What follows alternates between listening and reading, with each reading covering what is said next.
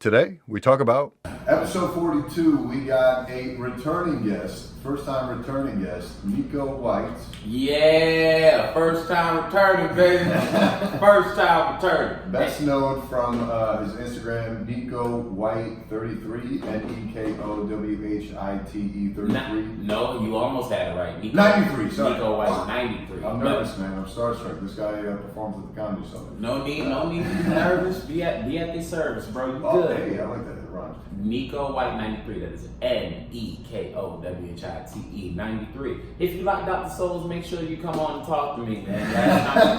Last time I did this podcast, I had a supremely good time. You know what I'm saying, for the most part. And I watched the YouTube videos, and the people, for the most part, were pretty fun. So if you like me on this thing, please make sure to reach out. You talk to me, I talk back. Always reach out on NekoWhite.com. No numbers there.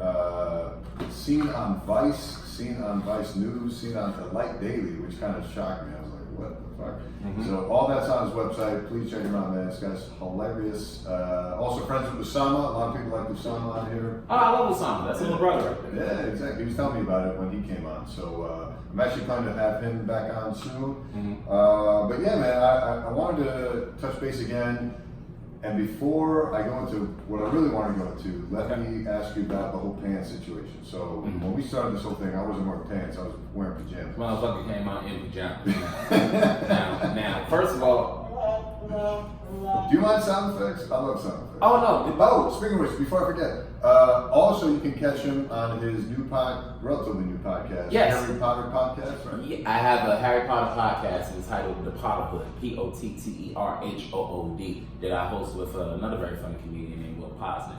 So if you're a Harry Potter fan, we sit down for anywhere from at least 30 minutes to most an hour and 10 minutes and talk Harry Potter shit, whether it's theories, whether it's deep dives on characters, or whether it's just like, going in on what we feel are the newest Harry Potter news. Whatever, anything. There's new Harry Potter news? Yeah, she's about to put out some more books, bro. Really? I didn't know that. So here's the thing, man. I don't really follow Harry Potter much. Good luck. That's the thing, man. When I was growing up, I read the first book, but my dad put it in my head that he was like, what are you reading fiction for? So I got in my head, I was like, yeah, what the fuck am I doing? If I'm going to read, because I hate reading, I'm like, why am I going to read fiction? Let me just read nonfiction, like actually learn some shit. Mm-hmm. But now that I'm older, I'm like, all right, yeah, maybe that wasn't a good move. I mean, go back and give it a read, man. You won't lose it. It might be too late. Nah, I don't think so. Judging by your hair and your love of sneakers and things like that, you have a proclivity for finding value in things that are pretty fictional. Yeah, so, I mean, I'll be honest with you. I shared the podcast with my editor, in fact, and he actually loved the podcast. He's like, holy shit, I want to get this guy on my network. I'm like, I don't know if he's all about that, but at least he's flattered about it. My editor. What's the other network? What's that? Oh, he has his own podcast, and he's on a network with other podcasters. He's like, holy shit, I should get this guy on our network. Which guy? John Deegan. Do it. Yeah. If he can do it, get him on. All right. Who does he want to have on? Actually, you know what? I think the editor for this video is going to be a different editor. But John is actually edited the first, he edited your previous episode. Okay. He edited probably the first 37 or so episodes before I started getting. I actually have a couple more editors now because I'm trying to bust these out much quicker. Right. Did he want us on his network, not us? No, you, the Harry Potter. Oh, hell yeah. Hell yeah. Give us a ring, bro. Yeah. I'm always down for more networks. All right. Well, I don't know how it works as I was on a previous podcast where the co-host wanted to get somebody else on it, but they reached out and said, oh, we can only do podcasts or we can only do so-and-so media through so-and-so network. So that's why I don't know how it works. But. Well, in any case, you reach out to me and we'll talk about it. All right, dope. All right, John, you hear that? Because John probably isn't going to be editing this video, but he's, like I said, he's edited 30 plus odd episodes to the point where he's like, oh, I'm a fan now. It's crazy to me that you've done so many, man. I look at the output, and the output is ridiculous. Like, you guys may or may not know this guy's backstory, but he's a busy guy. And then, you don't get to see this Dr. Doom ass shit we sitting in here right now. So I just wonder how you even find the time to do all of that stuff. You know what's hilarious? I just realized I didn't press record till right now. Oh, I mean, that's your business. So we gonna start over again? We could let's at least plug your stuff again. Neko White is back. Yeah. I'm gonna keep the shit. You know what? The beginning part is an exclusive for the YouTube crowd. How about that? Fine for me. But yeah, we got Neko White back. I don't know who Neko White is, but Neko White. Did I say Neko White? You did, but it's all good, bro. Neko White 93 on Instagram, not 33, like I said previously. Also, NekoWhite.com, featured on Vice, Elite Daily, Vice News, True TV, MTV, Fox, a whole bunch of nonsense. You know what? That just brought up another thing I want to ask you about in a minute. But I do want to go back to a couple things. One is you do have your own podcast, which I want to plug again. What is it called again? It's called The Potterhood. So if you're a fan of Harry Potter and Harry Potter shit, make sure you check us out on iTunes. It's myself and another comedian named Will Posnan at Will Posnan at WILLPOZNAN. And you can find it on his Instagram. It is tagged. I gave it a listen, but I couldn't keep up because I only read the first book, man. So, yeah, bro. You know. I don't know, man. You could go and watch all the movies, and I think you'll be pretty caught up. So that's the thing. I watched not all the movies. I think I watched like the first 3 or 4 movies, and at some point I was just like, dude, this is like the same Scooby-Doo shit with sorcery. I'm just like, oh wow, okay, you know what I'm saying? Got you. That's a hot take if I've ever heard one. It's Scooby-Doo shit with sorcery. I could feel the flames and stones being thrown at you right now in YouTube comments. Because the Harry Potter fandom is something crazy. Because we get 9,000 views already, and damn, son, where'd you find this? That's my favorite one. I think that's my favorite sound effect too. We found the idea sitting in a cigar shop, right? Okay. And me and Will were just talking, and I was like, it's crazy to me that like Harry Potter's mother and father, James Potter and Lily Potter, they were marked for death by the guy that ended up killing them, right? And they were like James was a wizarding cop, or aura as they call it in that world. Aura. Now you would think if you marked for death that you would at least keep your fucking weapon on you at all times. Voldemort walked through the door and killed him in the living room. Lily Potter ran upstairs to get Harry. And instead of like grabbing a broomstick and flying out a window or some shit like that, or grabbing her wand to defend herself, she just gets killed upstairs. So we started talking about how... Was this in the first book? Yeah, that was in the first book. All right, I don't remember. It was all in the first book. My bad. Your proclivity for nonfiction, for fiction is horrifyingly bad. But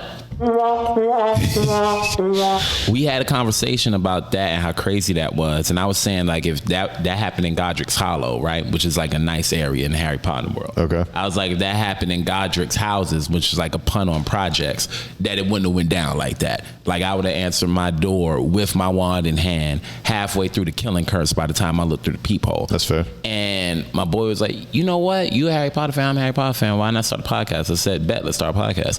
And Will, he jumped on it and we made it a thing. So where's he from? Will is from New York. He's a comedian also. But like, what neighborhood is he from? I think Will lives in Jersey. And But is that where he grew up? Oh, I have no idea. Okay, you don't know that. Punzinski, so Jewish kid, I think grew up in Florida, I want to say. Oh, gotcha. Okay. Yeah, it sucks because me and him are really good friends. I should know this information. You would think, right? I'm going to give you a exposed on that one. Whatever, bro. You know what I'm saying? You know what I mean? I'm just glad to be sitting here with somebody who don't have a fucking nose on that's attached to glasses. You know what I'm saying? Last time he's gonna love that. He's gonna love that. Last time I was here, all types of shit went down. I was getting tapped in the beginning for no reason. Like, yeah, it was a whole lot. And no disrespect to homie because he's not here to talk for himself. You know what I'm saying? That's right. You were saying you saw the most recent episode, which I did have him on. That's the first time I've had him back on since because I got mad at him too, not because of that, but like. I wasn't. Let's not get it twisted. I wasn't mad at him. I was mad. Oh, tell me. And not only because of that, but it was like a build up all day because I had filmed like probably 4 podcasts that day, and you were like the tail end of it. And then my boy Ken came in, who like kind of joined in at the end, and then after you left, he stuck around for that. And then the 3 of us went to an open mic literally like 2 blocks up, and that's when I lost him, man. Just talking through the open mic, just fucking like not paying attention. I'm like, bro, like we can't be fucking doing this shit. You know so what I mean? He was just being rude all day. Yeah, gotcha. Yeah, because see, that's where I was struggling, because like I'm pretty like I said, I'm not mad at homie or nothing like that. I had a conversation and that was it. But like, you know how sometimes you could feel like energy. I'm really good at that. And it's something that somebody pointed out. Oh, you're a comedian? Yeah. Shocking, I know. Oh, wait, no, that's the wrong one. Which one did I want to give you? I wanted to give you the, There you go. Or actually, this one would fit better. You know shit. Yeah. I like that. That's my one. When I give you one of these, that means hit that. So let's try it. Hit the orange. All right, got it. Hit the orange. You know shit. Yeah, there you go. But when I was here and I'm sitting, we're talking, and I'm talking to him, it felt like you know how somebody's a lot more like intense about a topic than you are. Yeah. You know what I mean? And it's like, dog, I'm not. I had a nerve. Like, but my nerves aren't hit. You know what I mean? Maybe because you live it. You know what I mean? Right. It could be that, but I found it so funny that he seemed. Damn, I almost wish he were here so I could say this to his face. It seemed like he. I mean, we can do a part 3. We can do a part 3. I'm down for that. He seemed a little triggered at certain things. Hey, you know what I mean? Yeah, I do. Like, as soon as what was it that came up? I think it was something white people something, and I said like the plight of white guys, because that isn't something that gets a lot of sympathy. And immediately, oh well, I mean only the 3rd highest suicide rate, blah blah blah blah blah. And I was like, oh, that hurt. That hurt you a little bit. Damn, son. I'm sorry. I wasn't trying to hurt. Yeah. See, here's the thing, man, because I mentioned this last time you were on, too. I was like, you know, I remember growing up and I was like, dude, it's cool to be white. I want to be white. Mm-hmm. And then I get older. Mm-hmm. And now all of a sudden it's not cool to be white anymore. It's kind of like people who went to law school trying to be lawyers, and you find out there's no jobs left. It's like, right, but you know what I mean? But you know what the funny thing is that particular mentality, and that's what I was trying to say to him. That's not a mentality that we started. That's not a town. That's not a jargon that minorities started. Yeah, you know what I'm saying? That jargon was started with white guys and white women. That don't have shit to do with us. Talk to your homies. Dude, talk about triggered white women. Jesus Christ. Like, yeah.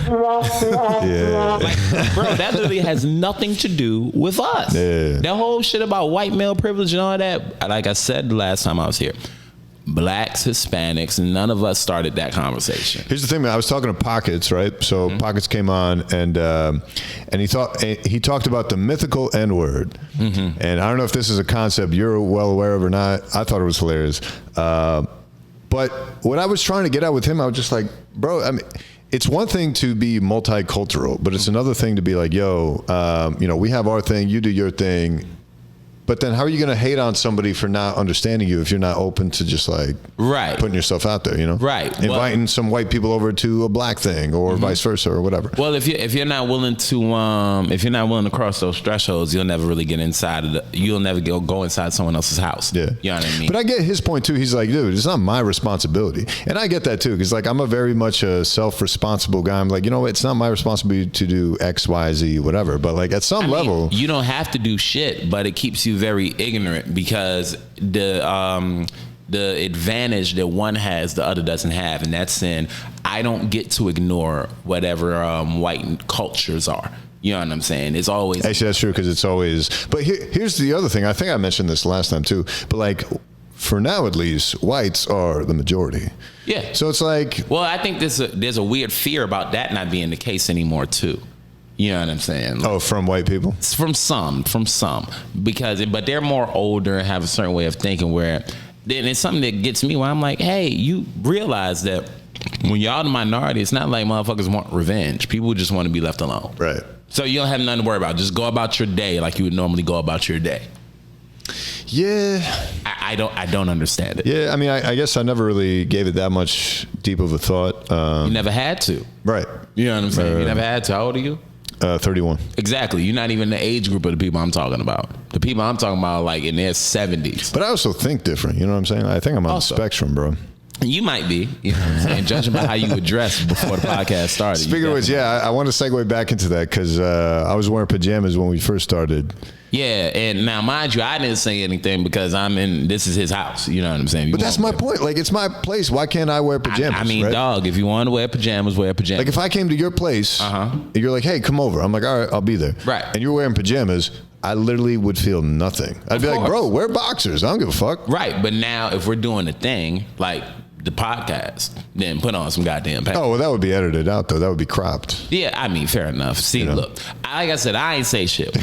Wifey walked in, and Wifey was like, so you mean to tell me you ain't putting on pants? And that's how you know it's serious when a woman hits you with like, so you ain't gone. But that's why we keep them around, right? Just to keep us in check. To keep you in check, because she did it smooth, and I didn't really have a problem. But she said it so emphatically that I was like, yeah, it would be a good idea if you put on normal pants like a human being. Yeah, I don't know, man. Like, to me, do you walk outside in pajamas, like to go to the bodega or anything? Oh, but bro, the way I walk outside is completely ridiculous. I've went outside in 2 different sneakers because they both look like Converse. Okay. You know what I mean? Like, I went out in shorts. I go outside crazy. When I'm just running errands, I look ridiculous. Okay, so errands is your like threshold. You'll be like, all right, that's fair. Because I feel like I ain't putting on no fashion show. You know what I'm saying? Like, I'll take my watch out to do like my morning runs. Gotcha. I'll go get my hair cut. I'm in my sweatpants or in the pajamas that I woke up in, throw on a t-shirt or something, put on my shades, and walk outside, and none of those things match. Right. I look completely ridiculous between the hours of like 8 in the morning and sometimes 4 p.m. So that's just me. Fair enough. Yeah, I mean, dude, I think it just got to a point where, for me at least, I was like, you know what? Who am I trying to impress other than myself? You know what I'm saying? Like, there was a time, especially when I first started the YouTube thing, I was like putting on cologne. Let me tell you. You know what I'm saying? Like, it was a fucking sickness. I still put on cologne. I feel like not enough people put on cologne. But by all means, that helps guys like me stick out for smelling good. So y'all keep walking around with your natural musk if you feel the need. But it's God damn it, what was I going to say? I was going to say it's kind of hard for you to have to feel like you have to impress anybody when you have $50,000 worth of sneakers a fucking room away. And I'm not bullshitting. That's at least $50,000 worth of, I'm saying it again. Damn, son. $50,000. I would probably argue double. Double. I think it's double. $100,000 worth of sneakers. Like, before I get out of here, I'm walking back through that closet because me and him are the same size. When I came here, the deal was I was gonna get a pair of sneakers. I don't know what deal the other guests made, but damn it, I was told I was gonna get a pair of sneakers. I ain't want nothing expensive. I want something that was between the $90 and $110 range. The sad part is he probably don't have nothing fucking cheap. But I'm walking through to find something. Watch and see. I'm getting some goddamn sneakers. Okay. I mean, it might be in one of these shoe boxes too. You never know. You know what? You might be right. Let me make sure I record that. Yeah, so I'm back doing that. No, fuck it. So what you want to get into, bro? Let's see. I wanted to ask you how the comedy club is treating you. It's treating me like I'm getting spots every week. You know what I'm saying? She's hosting me a lot, so like the money is good. I can't complain about that. It's like, the funny thing about working there now is that for the longest time, that was the only club that I wasn't passed at. Okay. Right? And yeah, because you've been passed at some of the better known clubs here since you were a fucking teenager. Yeah, I've been passed at literally every single club in the city. Before I got passed there, it used to be I was passed at every single club in the city except for the Comedy Cellar. And that was, let me see, this is 2019. So for 2017, from 2016 to about this year, right? Okay. So for the last 3 years, I've been passed as a paid act everywhere else except for the Comedy Cellar.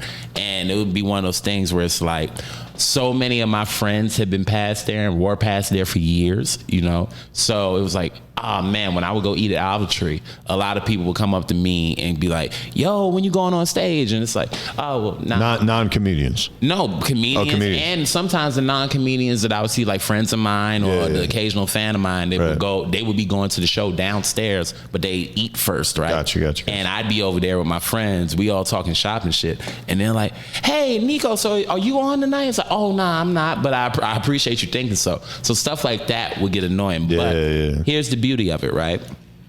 Frank Sinatra's I Did It My Way would be the way I encapsulate how I got past at the Comedy Cellar. You know what I'm saying? And more so than that is like what really like, because I'm very, very sentimental. So one of the things that makes me smile very hard is when like the waitresses and all that, because we used to all go to the Comedy Cellar broke. Like not as much the Comedy Cellar as much as the Olive Tree Cafe above the Comedy Cellar. Just to watch, you mean? No, not just to watch, just to like eat. Oh, okay. You know what I'm saying? Mike Yard, I remember some years ago, he saw us up there. He was like, it was a group of us. It was me, Darren Gaines, Monroe Martin, Chloe Hilliard. Who else? Damn, I shouldn't name anybody else. I don't want to miss anybody. But it was like 12 of us. You know what I'm saying? All comics that are working now, right? And making good money and doing dope shit, but we were all broke or close to it. And he came over, he was like, Mike Yard, he's like, what, y'all think y'all the only group of motherfuckers that sat up here talking about how you gonna take over the world? And that's something that I think about. Applause break on that one. Oh, 100%. That's something that I think about every now and again. But the thing that makes me smile is that for the first like 2-3 weeks that I was starting to work there, all of the staff that had seen me coming in there just to like eat and stuff like that was very, very, very congratulatory. Proud of you, right? Yeah. So that felt really good. Yeah, that must feel good, man. Because they were like, because they're on your team. They're like you. Right. Well, you if you're good to people, they're good to you. Right. You know what I'm saying? Right. And they're like, we would always see you, and you never made a lot of noise. You know what I'm saying? You were always like cool to yourself. So to see that you here now is fucking great. So it's stuff like that I appreciate. And then being able to like when David says your name, like that's very nice. That's pretty dope, man. You know what I'm saying? That's pretty dope. I remember running into him at the Comedy Cellar, what was this, like maybe a couple months back. And I was just happy that he was willing to shake my hand. You know what I'm saying? Like, he doesn't owe me shit. But I'm like, hey, bro. One of the nicest people I've ever met, and this is way before I even knew about the Comedy Cellar. I was at Stand Up New York, and he had came in. I had to be 17 at the time. Of course, he won't remember this, but he came in and he shook everybody's hand. You know what I'm saying? He shook my hand. He shook the Podium Girl's hand. He shook everybody's hand. I thought that was the coolest shit ever. You know what I'm saying? Because again, this is Davidson. He goes a long way, man. He doesn't have to speak to anybody. Right. But he went out of his way. He said hello, and then he went up. He killed, and then he went on about his day. You know, shit. Yeah. So it's stuff like that you appreciate, being able to listen to like just the conversations and what some people think about comedy and stuff like that, perspectives and all that. It's at the back table, and like you have Esty, who for all intents and purposes is, what's the word I'm looking for? She's the booker there, right? And to be around that energy, like she makes me a little more nervous than my heroes could be sitting there, and she would probably make me more nervous. Why is that? Reason why is because she passed them.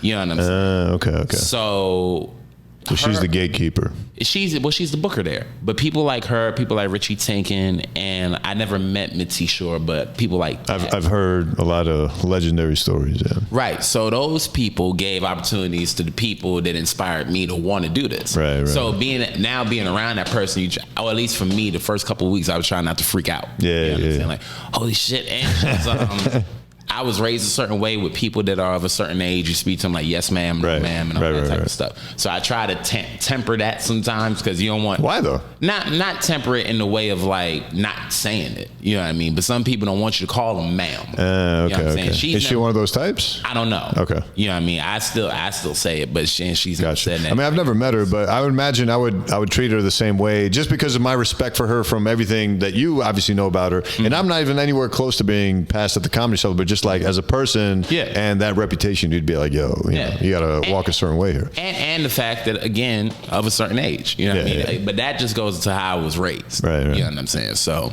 But yeah, it's been good. It's been really good. So That's dope, man. So is this like a weekly thing you're doing? Is this monthly? Is this only when they have dropouts? Like, how's it work? I don't even know, you know? No, you send your availability, and you send your availability corresponding to her system. So we send it on a certain day, and then a certain day the next week, she'll get back to you with your spots for that week.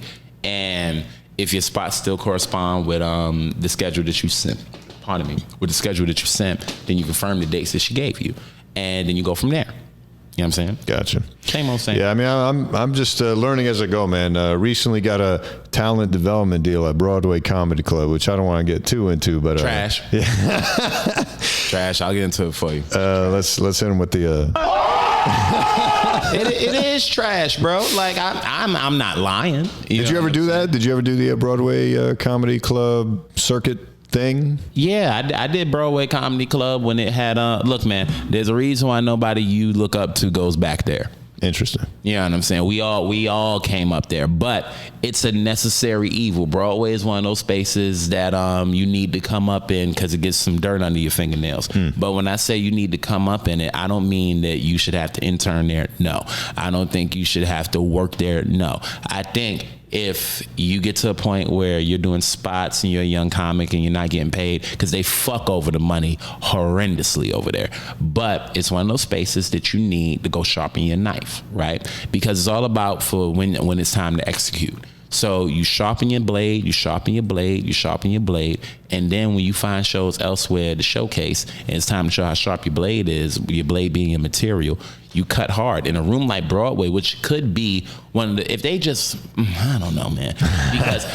Because this is why it's hard. It's like, you know how when your dad will tell you, like, and when I was coming up, it was like this, like that, and it builds character, right? I don't want to shit on it and turn people away from the parts of it that are good. What I'm more saying is that I would hate to see people get stuck there. Right. You know, because we all came through Broadway at some point. When was the last time you were there? Oh shit, I was probably there. I don't work there like that anymore. Like I'll do independent shows there because there was one night when I got hit up to perform there, right? To MC a show. Now mind you, I hate MCing. I always have. But I think it's tough, man. MCing is tough. It's not tough. It's just one of those things where it's like you're responsible for so much because you're the person that has to set the table, which I always found to be the hardest thing to do before dinner. Yep. You know what I mean? I don't mind cleaning. I don't mind playing cleanup. I don't mind like just eating at the table. But setting the table is always so much to consider because it's like, especially with the type of material I do, depending on my mood, I can really, like if I only wanted to talk about like quote unquote deep shit, you don't really want to do that up top because now you might, if it doesn't go well, you might dig a hole. Yep. So, and that's not your job. Your job, you're the master of ceremonies. So you're supposed to have, it's supposed to be ceremonious. They're supposed to know that something positive is about to take place. Right. So with stuff like that, that is a little annoying. But anyway, I don't want to get too far off topic. So now, Broadway Comedy Club, I did a show at the Bay Street Theater, right? And I was good. I had made all the money I needed to make for the weekend. And I got hit up and they were like, hey man, would you mind hosting for us tomorrow primetime show? Now they paid less than rate, right? Because I've always been very good on knowing what the money is because this is the only way I've ever made my living. Right. So I was like, okay, I know they don't pay rate, but I'll make $50 because I talked to the people that make the rate there and I knew that that's what they paid the MC. But again, you never give up your information. You let them fuck up first. So now I go and I host the show. Now it's time to get paid. So why when they bring me money, and I mean murdered that shit, you know what I'm saying? Kill, because it's one of the best rooms. Broadway Comedy Club's downstairs room is one of the best rooms in the city. Dude, I was getting laughs I haven't heard since like... It's one of the best rooms in the city. Now, if only they could fucking treat people better. But why do you think that is? Why don't they? Not to cut you off, but as a seasoned comic, what the fuck is the problem here? Well, again, bro, you got to remember, comics are loyal like dogs. You know what I'm saying? We're loyal like dogs, and we're very childlike in the fact that all we want to do is have our jokes and perform them in front of people, right? A lot of us don't think about the monetary value of that stuff. Right. right? And a lot of us feel like, especially with the way the young comedians are raised, that you're being presumptuous to even ask for any type of payment, much less quote unquote proper payment. You know, because the first thing they could say is, well, who are you? Like, what are you bringing to this table that makes you deserve anything? Now, mind you, on the weekends, they do pay some of their acts, right? And they probably pay some of their acts correctly. However, I know for a fact you didn't pay me correctly. So I go, I host the show, and I know I'm supposed to get like 50 for it, right? But I'm not saying nothing to nobody. It's time to get paid. And they hand me $25. And I'll tell Damn, you, son. I'll tell you exactly when that was. Yeah, on that note, man, like you know how they have those the industry showcase things, and they're like, yo, you got to bring 7 people if you want to perform, and each of them has to spend not only $20, but you know, a 2-drink minimum. And their poster says 25, but they say, yo, drop the names on our RSVP line, and we'll drop it to 20. Now, all my friends show up, all listed, and I have the texts confirmed. Okay, yeah, sounds good. And they all got charged 25 instead of 20. And then they're coming at me like, yo, I don't appreciate how your friends are coming at us. I was like, dude, you stiffed them. Yeah. Like, why? For $5? What? You had how many people in there that night that all paid at least 20, if not the 2-drink minimum? So we're talking like, what's that? Who was the producer? I don't remember. I really don't. You see, I'm naming names and shit now. Which is fine. It's just like, here's the other thing, man. I walk in, they said 5:30 in the email. I show up at 5:25. The guy's already talking. He's almost done talking, giving all the rules, and you know, this is the number you call to get your feedback, blah, blah, blah. Yeah. So I walk up to him after. I'm like, hey, man, sorry, I guess we started earlier. How about that info you were sharing at the beginning that I missed? He goes, oh, talk to the other comics. They'll fill you in. Yeah. Like, what? Hey, man, some people are just shitty people. You know what I mean? So now here's how the rest of this situation played out. So now I go, and she hands me $25. And I'm livid. And I don't get this mad. But when you play with my money, I feel like you're playing with my intelligence. I mean, that's like the hardcore line. So I'm sitting there, but I've been at Broadway for years. So they know you. You know what I'm saying? I've been there for years. Broadway was the first spot I did my first professional show on, right? It was a produced show by Joanna Briley called Metro Comics in like 2008. Okay. Right? So this is 2016. So that's 8 years. What I'm gonna do? I'm gonna flip the table and fucking damage myself and damage my reputation. I work too hard for my reputation. Right. You know what I mean? So I'm not finna do that. So what I did was I said, all right, bro, take a deep breath, go upstairs. One of my friends is a bar back there.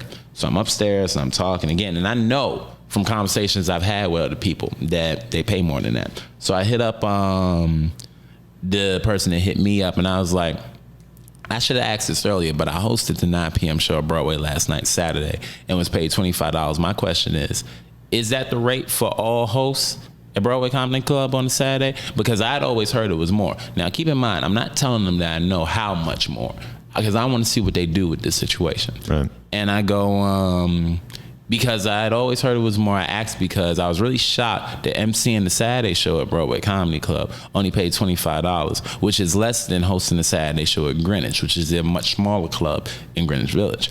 I said, I hope to hear from you, and please know that I ask this with all due respect, because I don't complain about work that I take. I would just like to know for sure, as I felt really bad after I received my payment. As I mentioned, I was always under the impression that Saturday night MCs were paid more than that for the 9 p.m. show. Best, Neko White. So the homie gets back to me with, I would double check to see what happened and get back to you a little later. You handled it correctly getting back to me. I go, okay, thanks. Thank you very much. He goes, there was a mistake. You were paid like a Friday 11 p.m. MC spot. Here's the thing, right? First of all, the person that paid me has been working at this club for years, longer than I've ever been working comedy, period, right? So I doubt that they just made that kind of mistake, right? But furthermore, then... And is this a cash payment? Okay. That's probably a factor too, I think. Saturday, 9 p.m. is more. It's not significantly more, but it is more. How would you like the difference? You want to pick it up at the club, or we can give it to you in your next spot or mail it to you? I said, I'll pick it up. I go to that shit. Now, mind you, I know I'm supposed to get $25 more. They gave me $10 more. I haven't put an avail in since. What the fuck? And I never dropped that I knew. You know what I'm saying? Anything like that. It was just one of those things where it's like, you know what? I'm past this now, and I leave it to the kids. That's the thing, man. Like, do they not understand they have competition? Like, I mean, they don't have to care. Because why not? Oh, probably because they fill out. So it's like, well, they get the people in there. And again, the hardest thing to do is to get a group of comedians to stand for something outright. Right. You know what I mean? Is there such a thing as a comedian union? I would like to start one, but it's impossible because the first thing, look, I have a friend that works that club, right? And I tell him, I'm like, hey man, don't, I said, you being as talented as you are, you shouldn't work there if they're not going to pay you correctly, right? And he was like, the first thing I get is like, well, everybody can't be Neko White. And it's like, it ain't about being me, motherfucker. You know what I'm saying? But it is about, you going to keep, there was a time when they were paying MCs on that late show $10. $10.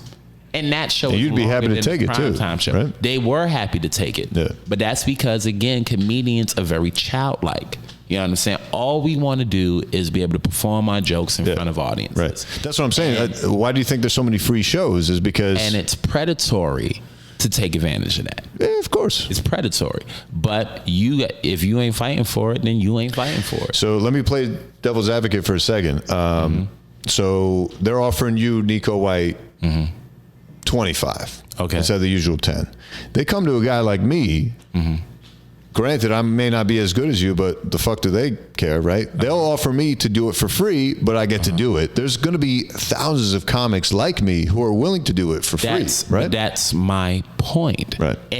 But here's the thing. The thing is that they need us. We don't necessarily need them. And what I mean by that is we all love the comedy clubs. I've been able to pay my bills off of comedy clubs the last fucking 12 years of my life. You know what I'm saying? So when I say that they need us more than we need them, if every comedian stopped showing up to their spots for a week, everybody's going down. Oh, for sure. Nobody's paying rent. Yeah. Nobody.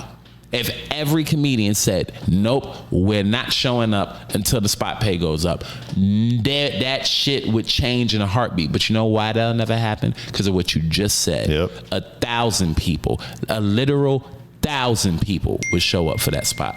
So how do you make that? How do you make change, or do you change it? Because, like I said, I never opened up about the story on Facebook or blew up Broadway Comedy Club or the people involved. I never did that. Right. What I did was I said, you know what? Breaking news right here, though. I don't give a fuck. It's just one of those things where it's like, because it's not even. I'm not even shitting on them because they're honest about how they are. You know what I'm saying? I found that out now. They're honest about how they are. They don't lie about. And I'm still going back. They offered me a talent development deal. You can do one spot on a Sunday. I'm like, I'll take it, because what else am I going to do? Go back to these open mics? Like, that's my only alternative. I mean, do what feels right. But again, do what feels right. Well, what's my options? Well, you know what I mean? You have plenty of options. You can go start your own show. You can go. I'm glad you brought that up, because I wanted to ask you about that. What is your thoughts on? I know you don't have like the hugest social media presence as far as like YouTube, but like obviously you're active on Instagram. You got your own podcast, so you're obviously in the space of media and self promotion. What's keeping you from being like, you know what? I'm throwing my own show. I'm renting out a space. I've done shows plenty of times, but because like every show I've ever done, especially here in New York, it'd be me headlining something, right? And I've sold out every time. You know what I mean? So I've done those. As far as starting my own like weekly show or monthly show, I just don't want to. Do you know how many people I would have to pay back? You know what I'm saying? Like just spot wise. You know what I'm saying? Oh, I see what you're saying. I've done thousands of shows and have been put up by thousands of comedians. Right. I do not want the pressure of having to book that many people. And also, with the way I would do it is that I would only do it to work out my hour. You know what I'm saying? So it wouldn't be like a 4 or 5 act show. So do you think it would have been more beneficial for you to start such a thing earlier in your career? No, I think it'd be more beneficial for me to just do like those little pop-up shows like that now and later. You know what I'm saying? Starting up with like, I would love to find a self-sustaining room that has its own built-in audience, right? And bring one comic and then myself for an hour. Okay. Have a comic open up a show, then me do an hour just to test that. Yeah. I need to make sure, again, sharpening your blade and make sure it's sharpened. So when the opportunity comes, you're ready.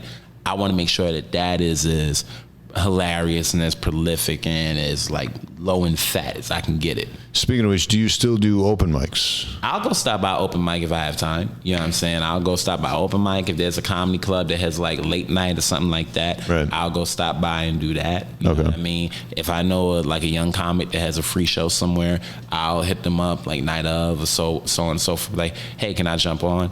Yeah.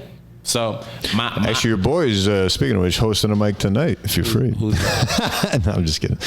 Zach, he started his own mic since we last talked. Oh, I'm happy for him, but no, I wouldn't. Because I don't go to those usually because it's like most of those happen in the afternoon. You know what I'm saying? I'm busier during the day. Yeah. And 2, I'm doing enough shows where I don't have to go to those. Right. But, so here's why I bring that up though, because I asked why you go to open mics because I've noticed this recently. Mm-hmm. So I was out of town, not only in Iowa, but my hometown in upstate New York. Actually, I was in town because my sister was having her engagement. Just happened to be the same week that they do their once a month stand up in upstate New York. Yeah. Unlike here, which is like 2 shows an hour. Mm-hmm. So up there, I sent them a tape, and they're like, "Oh yeah, we'd love to have you." And I'd been there before. I was like, "Yo, this is kind of whack comedy. I think I could nail this." So. And I'm not even that good. Yeah. And I sent them to the table like, "Oh yeah, absolutely, you should be on these shows." So I did it, and they're like, "Oh, you should do 10 minutes on the show." I'm like, "All right, great." And the co-host of the show was like kind of skeptical because his boy that I went through didn't see me, so he's like skeptical. He's like, "Yo, is this guy even really anything?"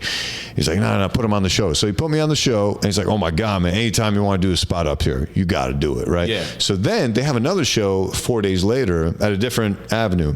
Or a different venue. So they're like, "Oh, 10 minutes last time, do 15 this time." I'm like, "All right, yeah, absolutely." How different did that feel? Oh, it felt amazing, right? Now I'm on this fucking high. I'm just like, not only do I have the confidence to be like, "Yo, this is great. I know they're going to laugh because A, it's not a fucking open mic. B, this is upstate New York. This is not even New York City." Yeah.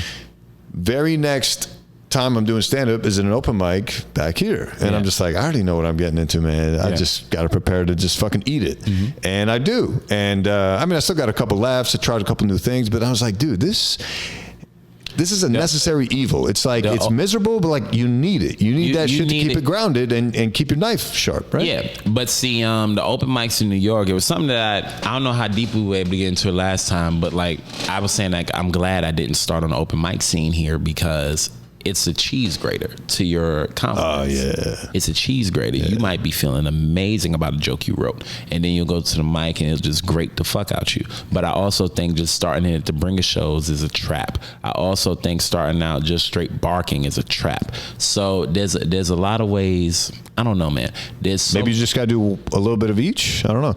Well, you got to find what works for you. You know what I'm saying? For me, I remember in the first 2 years, I probably spent 2 G's in open mics. You know what I'm saying? Damn. Because they were $5 for 5 minutes. Damn, son. So you take that into account, and I did a lot. And I would use those that's how I helped build my network and all that type of stuff. Yeah. And then I would go to the black rooms and get up because they weren't weird about giving you 5 minutes on actual shows. Right. All you had to do was be present, right? And then at the comedy clubs, you had to be around and, ask the questions, know the names and all that stuff. And I had friends that had independent shows at a lot of the clubs. I would do those shows, and that led to like getting into the club at like maybe a check spot level, then guest spot level, then moving up to a paid spot level. Did you feel discriminated at all being a younger comic? Yes and no. You know what I mean? Yes and no. Because discriminated against... underestimated, certainly. Well, yeah, right. But the beauty of it was I didn't lack any confidence, and if ever you gave me a shot, it was rare that I missed. Like if it was an audition, most things I auditioned for, especially comedy club wise, I didn't have to audition more than once.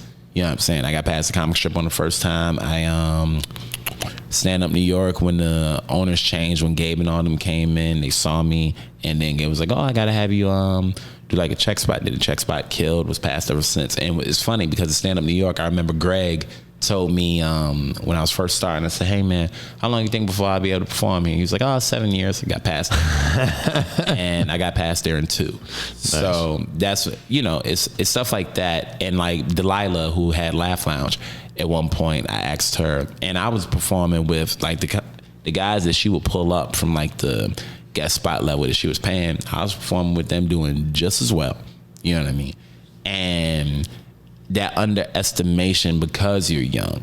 But I was also fortunate of being around people like Donnell Rollins, being able to watch somebody like that just go up and murder. Right. And watching guys like Mike Yard, who taught me, and when I say taught me, I don't mean like they never really had to say anything to me, but you learn from watching. Yeah, absolutely. I thought that in order to have energy, you had to like run around and fall down and stuff like that. Mike Yard showed me whatever that happy medium is of, no, you could be standing still and have just as much energy as somebody like a Cat Williams who's running up and down the stage, sweating his eyes off.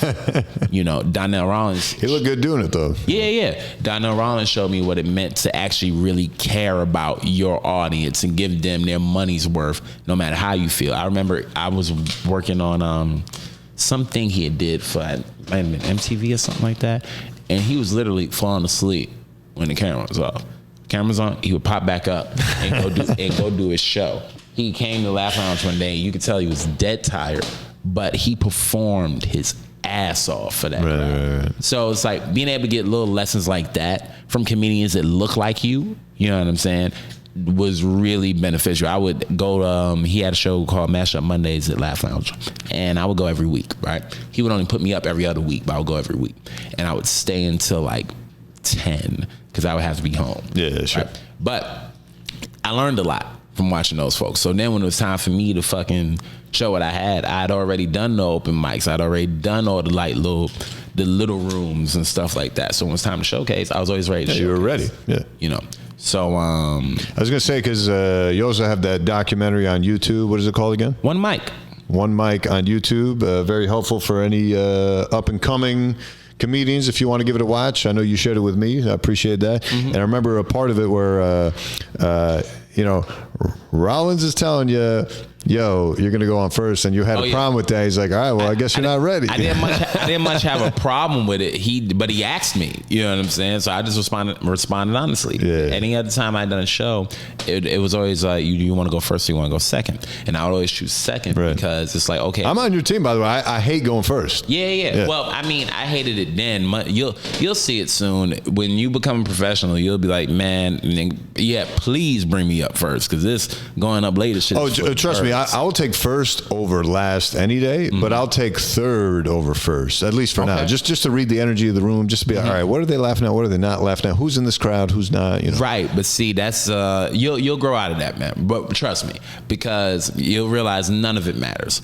And I think that's what he was trying to drive home, because when he asked me, he said he ain't asked me shit. He said, all right, I'm bringing you up first, son. I was like, oh, nah, usually I don't go. And who the fuck are you to be like, you usually? Nigga, what do you... Ain't nobody got time for that. Nigga, what do you usually do? So I'm like... he probably saw that as a slap in the face. He's like, bitch, what? Nah, I don't think so. He had too much to do to really even care. But I was like, nah, usually I don't go up first. He's like, you don't go first? Cold as ice. All right. Holler at me when you're ready to be a comedian. I turned and walked away. Now, that's a mic drop right there. Now, if you believe in fate, right? So he couldn't find anybody else to go first, right? And Dawn B, who introduced us, she was like, no, Neko going first. Neko gonna go first. The nigga said he don't want to go on first. And I was like, no, I'm going first. He said, okay, cool. So go downstairs and go up, and I do fine. You know what I'm saying? I didn't kill, but it was a good set. So he, first of all, he got my name wrong, which he did for like a very long time. This nigga used to call me Neko, and that shit, Nuku White. What did I say earlier? Would I don't even grind my gears. That's one of my pet peeves ever since I was really little, because my name isn't spelled the normal way people would spell Neko. Right. My parents spelled it Neko. Most people spell it Nico. So like Neko, he would say Neko, which made no fucking sense to me, because I'm like. Where do you nowhere in the spelling of my name does that even make sense. But here's why he's gold in my book is because he would put me up every other week, right? And every other week I would try to bring at least one new joke, right? Whether it worked or didn't. And shit, if I took an L, I was taking an L hard. You know what I'm saying? But more often than not, if all of it didn't work, something would really work. You know what I'm saying? And like I learned how topical jokes can fall out of rotation after a while, but I was always adding something new. And I remember his last show that he did, a Mashup Monday, he had said to me from stage, he was like, once you find your voice, you're gonna be a fucking animal on stage. You know what I mean? And I'm starting to get a sound of what that voice is. I don't know if you necessarily want to find it. That's just a philosophy thing. No, I'm still trying to find mine. I hope I'm getting there, but I think it's better to have an ear for it than it is to find it. You know what I'm saying? Because once you find it, you might not take chances anymore. When you start to get an ear for it, I feel like you do a little more to make sure you keep it evolving. But again, the hell do I know? So now, hold on, Dr. Souls has walked off. We're gonna edit this part because he walked to the door. I have to let in the next comic. Oh, okay, who's the next comic? Yo, Hi, what is it? Ivan. Ivan. Nice to meet you. Nico, bro. Nice to meet you too. Ivan what? Arguello. Yeah. Word up. What's your last name? White. And just wrapping up with Neko here. We had a little delay because I fucked up with the recording, and I also fucked up with the visuals. So we're gonna have like some freeze frames incorporated in. At least we got the audio. All good. Work in progress, baby. This is like whatever you want, man. I have to defend black people for the last 45 minutes, so it's already improved. already progress, yeah. Yeah. So, but yeah, man. Why don't you plug one more time where we can find you, man? I'm sad we're Unless done. you want to stick around for these guys, I got a couple more buddies coming in. Who do you have? Hey there. So you got Ivan and whom else? Is Matt here? No, he's on his way. Oh, okay. Who? Matt Summerstein. No. Another comic around the scene. Both of these guys, we were talking about, throwing your own show together. These guys host a show every month, Lost Dog Comedy Show. They just had their monthly show last night. Hey. Matt actually works over at SNL. Cool guy, man. Matt. I have a friend that works on SNL. Got a couple friends working on SNL. Nice. Is that on your bucket list? Is that like a thing for you? Shit, I done worked with so many of the goddamn cast members and friends with them personally. I hope so. You fuck with Shay at all? Huh? I know Che, yeah. Yep, I know Che. Is it I've known Che? For years. Mm-hmm. Okay. All right. Well, I guess I didn't know that. I know Che. I know Pete. I know Jay Farrow, who used to be on. Right. I know Sam J, who writes on it. Chris Red. Fucking. Do you know Richie Tinkin Jr.? No. Yeah, he works in. I think he works on like the crew side of shit over there. What's the other homie's name? Brian Tucker. You know him? These are cast members or these people? He's a writer. Oh, okay. Yeah, he's one of the writers over there. But no, I know a good amount of people. I would love to do it, but again, that's a whole nother thing because stuff like that is never as easy as it might look. Yeah. You know what I mean? And their schedule is... Oh, it's definitely not easy by any means. A live fucking show every Saturday night, that's crazy. Their schedule is grueling. Because it's one of those things like people see it and be like, oh, yeah, I can't... It's like, yeah, all right, like, relax. Yeah. Because you say you want it and the money is probably spectacular. But... That's the other thing I wonder. Is it that spectacular? Because, like, I remember, I think I was listening to Andrew Schultz on one of his podcasts. He's like, oh, bro, you can make rent working a couple spots at the Cellar, a couple spots here, a couple bucks here, $100. I'm like, wait, really? $100 for a spot? Is that...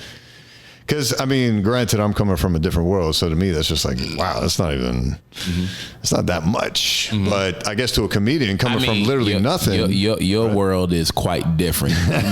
You're topping out at what, $600K in a year, right? Somewhere around there, yeah. Somewhere around there, right? Yeah. So you're topping out $600K in a year. Now. And not even working full time, Like I'm sitting, I'm not getting paid to be here. You know what I mean? Like I'm just having a good time here. This motherfucker just said the words to me. Oh yeah, I make $600K. Yeah, I mean, but not even working full time. You know what I'm saying? I mean, $600K, nigga. I'm Exposed. I'll make that in my sleep. Who the fuck y'all think, dog? Yeah. Who y'all think I am? I'm Dr. Souls, nigga. My feet stay comfortable. You understand?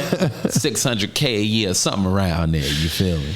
I mean, listen, man, I'm blessed, but for some reason I still have this sickness where I'm at a fucking open mic at 1:15 last night. But that's the beauty of it, is that none of that matters. Yeah. None of that matters. You're All right. that success, this whole apartment and this villainous ass view. You know? none of that matters in the slightest to what it takes to be great at this job. 100%. There's people that's coming in from, look, bro, there's people that do comedy that have oil money.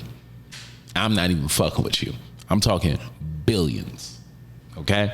That make your great living look like what my living looks like. This is peasant shit to billionaires. Right. Yeah. So you got people that got that in their family. You got people that have politicians in their family, right? So there's something to be said about the hardships of this, because it's the great equalizer.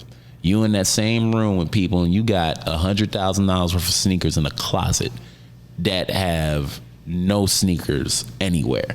They're crazy gluing their fucking check onto their fucking G4 shoes. Yeah. So there's something to be said about the arts in that regard. Like, because most people be like, well, why the fuck would you want to do comedy? But you in the same room they in. That's the thing, man. I get asked all the time. They're like, bro, you're doing good. What are you doing here? I'm like, well, I can't enjoy comedy? Yeah, no, I can't. You can enjoy the pursuit, because the pursuit of fucking send you off this roof the same way. No, honestly, it could send you off this roof the same way it could send somebody else into a OD in the back of a bar or a hotel room somewhere. Yeah, absolutely. And died of a heart attack. Why? Because I can't get no laughs. And I thought I'd be better than that. Yeah, you know what's my favorite is when I run into a comedian that's like, yo, if you got a job and you try to do this comedy thing, quit, because I need my spot. I'm like, it doesn't work that way. If you're funny, you're funny. You know what I'm saying? Hey, shit, man, we're going to have to turn this to a part 5.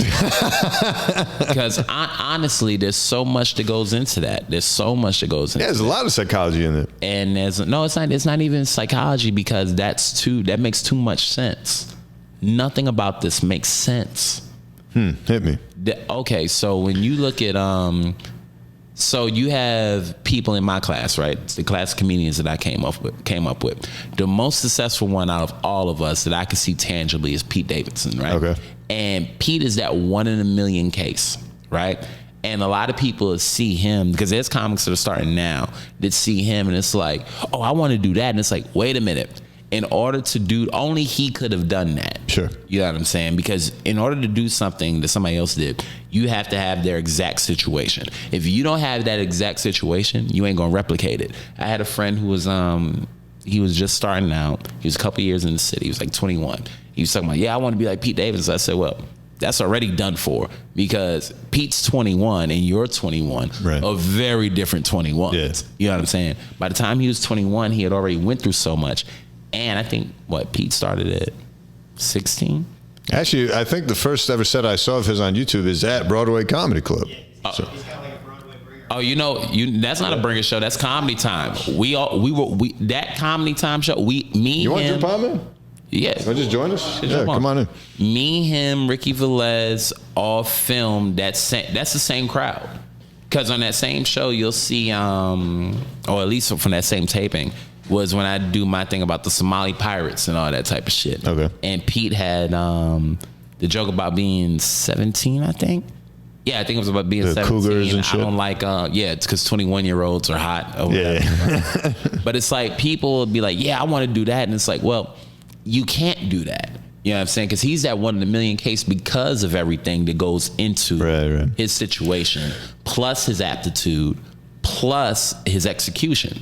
You know what I mean? So you have to have all those things. But again, that's that 1 in a million case, right? That's the thing though, man. Like anytime I saw a comic that was like crushing it, I would look at him and be like, yo, this is just like a dude or a chick that was blessed by God to be able to have this talent. Like I never saw it like, oh, he put in work. You know, they did hours and hours and hours of practice. To me, it was just like I can't even think of myself doing this. Yeah. See, here's the thing. Other people watch comics and they're like, oh, yo, I want to do that. Like to me, that never came to me. There's nothing wrong with either school of thought, but what I think more so is that I don't know if you ever watched Naruto, right? But watch what? Naruto. I know the comic, but I never. Okay, so it's a. Well, this is Ivan, by the way, also a return guest. He just beat you as the first return guest. I'm the first return guest, and I also am the longest episode by far. But because he chose to really duke it out. That was a good time. It's one of those things where it's like there's a lot of stuff that goes into this, correct? So it's not as much just your talent, because a lot of people have aptitude, right? Some people have more natural aptitude. Some people have an aptitude for hosting. Some people have an aptitude for producing shows. But there's a lot more that goes into it than that. So you might be an awesome comic, but a horrible networker. Yeah. You might be a great networker and a horrible comic. You could be a great networker and a great comedian and be a horrible human being once you step off stage. So there's a lot of things to go into that, because there's a lot of people that you'll see that are hilarious but are nowhere. You know what I'm saying? There's a lot of people that you'll see that are everywhere but aren't funny at all. So there's a lot of factors that go into this. But what'll stand the test of time is, can you stand the test of time that is going to take you to get to your destination? Right. I was going to say, because you said you got past that comic strip your first time. Meanwhile, I'm talking to Osama, and he's like, yeah, I didn't get past. Meanwhile, he's hilarious. You know what I'm saying? Like, that shit will fuck with you sometimes. But just because you're hilarious, you might be hilarious and go up on a show and bomb. You feel me? Yeah. You might. I remember I didn't get seen to do. I did Montreal right after my first audition, and a lot of people don't get to do that. But I hadn't been seen by the JFL folks for 8 years. There was 8 years that I was doing comedy that they just didn't look at me. Yeah. So when I got the opportunity to audition, it's like you know how if you and your girl are having an argument and y'all have makeup sex, but you're hate fucking. You know what I'm saying? You're hate fucking, but it's the best sex that the two of you have had in a long time. You had a great audition. That's literally, no, you're laughing. That's literally what that set was, because I was so nervous. You know what I'm saying? In the first place, and then I was so like angry because it's that like being underestimated shit of where it's like, I ain't never been seen by these motherfuckers, and it's been 8 years, and you like to think that you've been good. Yeah. I've been good for at least, because you got nothing to lose, right? You need that though. You need to be able to respect whatever audition you're having, because there's been sets where like I've gone in and I've been like, oh, this is gonna be an easy room, and I eat it. Oh yeah, and God. then when God I think it's gonna be you. hard, it's like God I work real hard and then I do well. I've never thought a room would be particularly easy, but what I'm saying more so in regards to this was that my mindset was in so many different places, because like I was mad that I'd never been seen by them before, right? I was nervous because of the fucking weight of the opportunity, and then it was like I was confident that I knew that I knew me, right? And I knew what I can do. But man, when I got up there, it's like caring, and then you just stop caring and you just go. So I was so nervous leading up. So when Joe List brought me up, whatever that thing is that you turn on, I was like, fuck it, now. That turned on. And Shawn Michaels, who is a WWE wrestler, a former WWE wrestler, was a big match player. Can you play in your big matches once you start? Because there's some people that can study great, but they don't test well. Right? Yeah. Studying, being like working it out at the open mic, or working it out at the bar shows, or working it out wherever. And then your test is when you go to that audition, or you go to that show, you go to that paid spot, or wherever the fuck. Do you test well? There's so much that goes into this. Big time players make big plays. But playoffs. But also sometimes the big time players, when even the ones that make big plays, show up to the big match and fuck up. Some of them Kevin Durant that shit. You know what I mean? Where it's like you went out one too many times and you really hurt your leg. You know what I'm saying? And you have to be the person that's in charge of when that happens and when it doesn't. And sometimes it's not always in your hands, because the crowd, who's the real juggernaut, might not be fucking with it. Yeah. And after the hurt, are you willing to go back and make it better? Right. You know what I'm saying? And sometimes people find that the success takes so long to come that they don't want to stick it out. But what does success mean to you? You know what I'm saying? That's not for anybody to answer as they sit here and listen to this, but figure out what it means to you, because everybody can't be Kevin Hart. And sometimes instead of trying to be that, try to figure out who you are and what success would mean to you at the very least. But go for the very most, if that makes sense. Yeah, I mean, you got to maximize your potential. Everyone's not meant to be Kevin Hart, Kevin Durant, Kevin Garnett. I don't know. And hopefully not Kevin Spacey.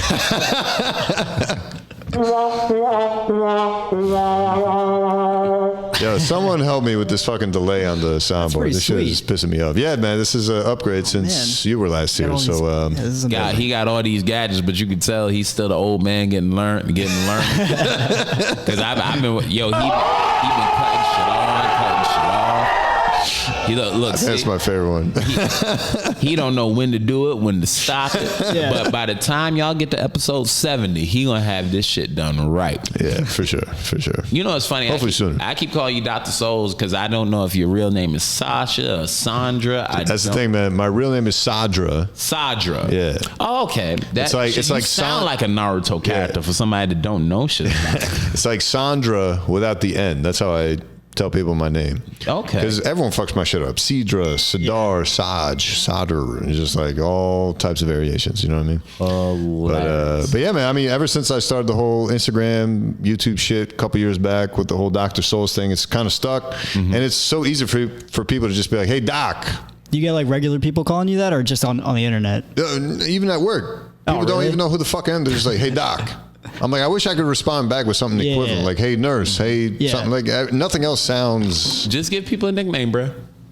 You know what I mean? And Cedra's actually a very cool name. That's the name of Pokemon, right? No, fuck the Pokemon. That's the god of destruction of Universe 9 in Dragon Ball Super. Oh, okay. I didn't know that. Oh, yeah, I'm an anime nerd. Don't mind me.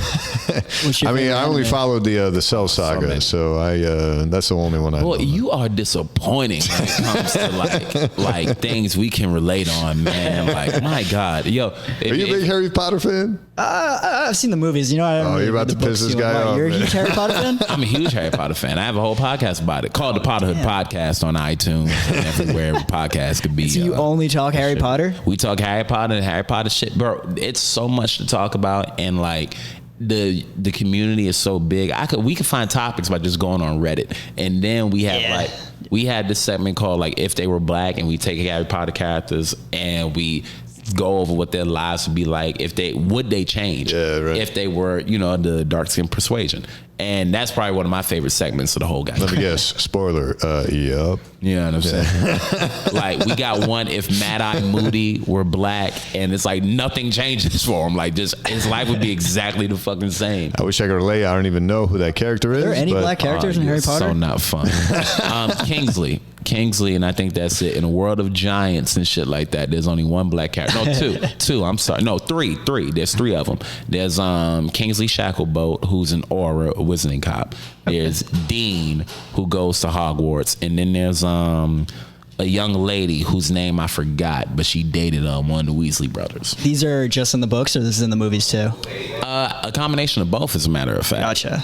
So the other guest is here, and I don't want to go like 2 hours like I did the last time. What's up, buddy? How are you? What's up, Matt? It's Matt Summerstein. I'm tired of motherfuckers just walking in on my podcast. You know what I'm saying? I'm sick of that shit. Ivan did it. Matt's done it. Last time I was here, the other guy came in. Yeah, I'm sick of that shit. You know granted, he gonna sit at the table too. No, absolutely not. To be fair, we went long last time, bro. Yeah, how long are we going this time? This is a little over an hour now. Oh, okay. Yeah. Do you have any more questions or anything? No, man. I just want you to plug yourself again. Let's. Perfect. Where can we find you? You can find me at my website, nekowhite.com. That is NEKOWHITE.com. I'm going to be headlining in Washington, D.C. on October 13th at the Comedy Loft. So if you live in the DC area, please make sure you connect with me, and I'll send you all the ticket information for that. I'm about to rename my tour, so I want to call it the Marcellus Tour, and I'll hopefully be doing like a official like name change and all that, because I've been calling it the Introducing Me Tour since 2015, but I'm starting to go back places, so it's like You can't reintroduce yourself. Yeah, right. So, definitely follow me on Instagram at Neko White 93. That's NEKOWHITE 93. If you're in New York City, make sure you reach out to me on Facebook, Twitter, all Neko White. Website NekoWhite.com, NEKOWHITE.com. And what else? The name of the Harry Potter podcast? The Potterhood Podcast. POTTERHOOD Podcast. We're on Apple. We're on iTunes. Please make sure you like, subscribe, give us a 5-star rating, and also reach out to me or my buddy Will Posnan, who's my co-host for the Potterhood Podcast. And last but not least, be water, my friends. Thank you for having me, bro. Hey, which one's the right one? We did the second one, the return episode, and I ain't have to talk about race or none of that weird shit like I did the first time. I didn't have to have a nigga in some fucking glasses and a fake nose tapping me all the goddamn time for no reason. You just missed out, Matt. Was so much fun. Thank you, and long live. Yeah, we'll see you on part 3. This is the first return guest. You guys are unfortunately the second return guest. You just missed it by one person. So, yeah, it's all good. But yeah, thanks for coming, man. Appreciate you. And we'll see you guys around. Oh, and I get a pair of sneakers. Yeah. Yeah, almost forgot about that's part that. of it? No, it is for me, though. Promises were made, and promises will be kept. Done. All right.